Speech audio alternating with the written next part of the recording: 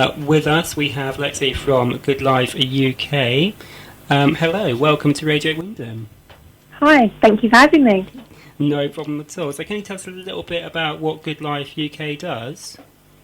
Yes, so we are a small animal rescue, taking in animals that nobody really wants. So three-legged ones, blind ones, old ones, that kind of thing.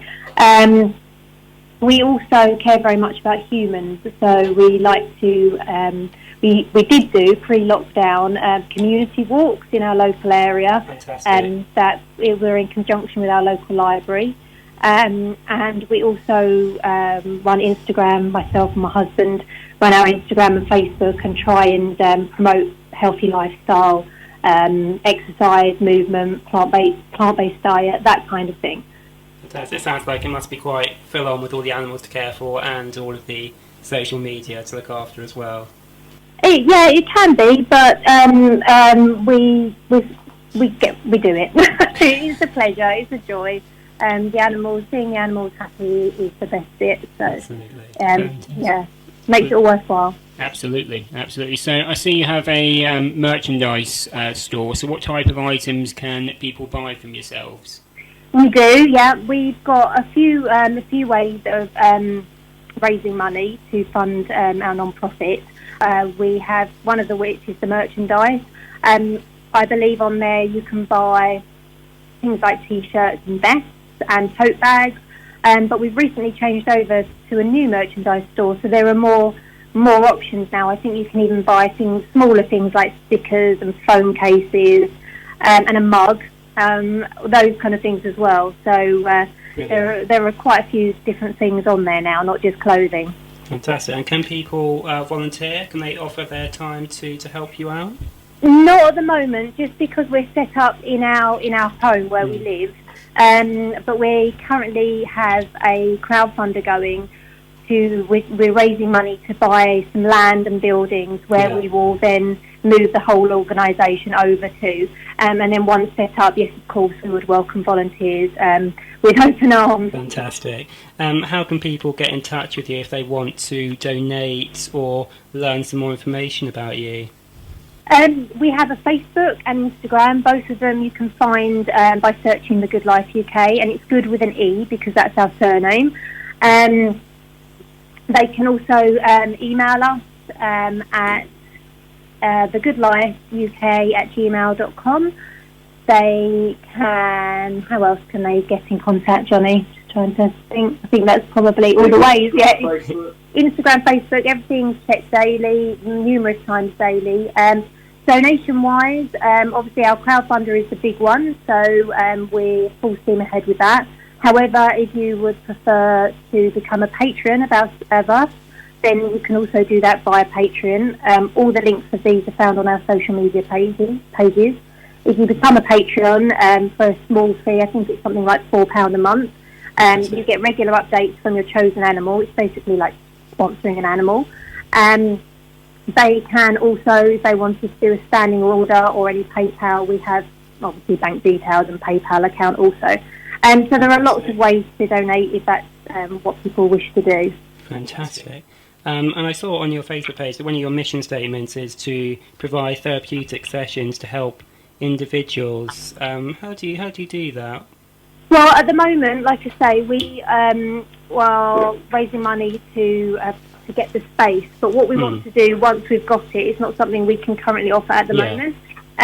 But what we want to do is one of the things that is very therapeutic for both the animal and for human beings is animal therapy. So to come and be around the animals, you can learn about their needs and what their stories and what they're all about. But just to come and be around the animals, to stroke them, to pet them, to talk to them, whatever. That's something that we want to offer, and to be sort of very hands-on with that, because a lot of places you can go, but you can't necessarily get in with the animals. So that's quite important with us. We're also going to offer talks by very inspirational and influential people, so people can come and get advice and hear